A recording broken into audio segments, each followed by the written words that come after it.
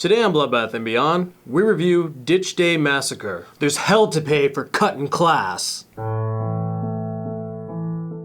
This is a Water Tree Media production, directed by Joe Hendrick and starring Bill Oberst Jr. Ditch Day Massacre is about a group of teens who ditch school, not knowing that there's a murderer in the neighborhood who wants revenge. We're going to try and stay away from talking about the twists or some of the more detailed kills because we'd like you to watch the movie and experience them yourself. So what did we like? It was probably only about 15 minutes before Bill Oberst Jr. starts killing people. I really liked Detective Man in this movie. He's played by Brad Potts, who we've seen in other films like Zombies vs. Strippers, and in this film, he was absolutely hilarious. I really liked the casting of Bill Oberst Jr. I thought he did very well in the role. He created a great atmosphere. He had just that creepy look to him, kind of like Crispin Glover, but a bit of Daniel Craig, if you know what I mean. He worked really well, especially with the camera, and I really enjoyed his portrayal. It was also nice that they actually got Lynn Lowry to do a little cameo in this. She was only in the movie for a couple minutes, but she's from The Crazies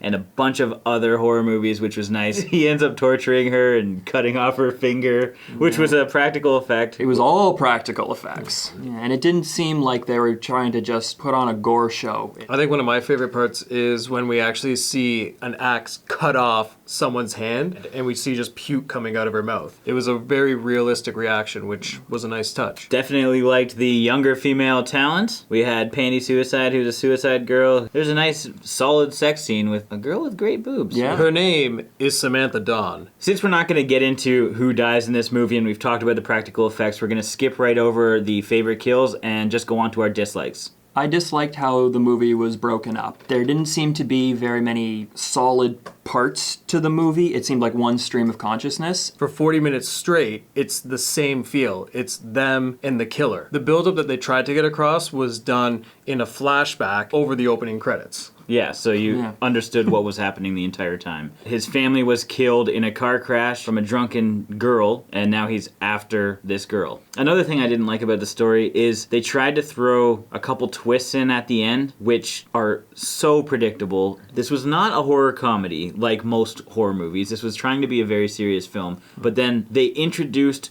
some small comical aspects that really seemed out of place because... Like what? Fucking a guy in the ass with a vibrator. Yeah. Oh, right, That was definitely out of Which place. didn't make any sense to the movie. In other movies that are not as serious as this one was, that would have been... That would have fit. A lot funnier and would have made a little more sense, but like in this one it kind of seemed out of place because the whole thing had like a very serious undertone. So. Yeah. And now for our final thoughts and ratings. The practical effects in this film were fantastic. The story, though the climax hit really early, it still delivered all the way through, and we got to see awesome kills and some really sweet nudity. And I really liked how the killer in this movie was presented throughout both look and personality. So that being said, I'm going to give this 3 awkward fondlings of a bra out of 5. For the most part, I agree with John. It had some very good practical effects. However, the story seemed very rushed. The kids ditched school. It had nothing to do with ditching in general. It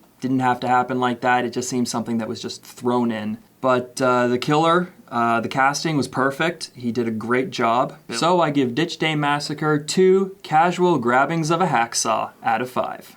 Bill Oberst Jr. was an excellent killer. He was super creepy and awkward. They did have a few technical issues that they could have corrected despite the budget of their film, and I think they really needed to hide Bill for a lot more of the movie to help the story gain a little more momentum before like revealing the big twist. So I'm gonna give this movie 2 eels bumping into a severed finger out of 5. That's what we thought about the movie. Sub to the channel to stay updated with all of our horror reviews and games of What Would You Do. And if you have any recommendations for movies about school that isn't the faculty, let us know in the comments below. Tweet at us at bloodbath_TV. Kids, stay in school.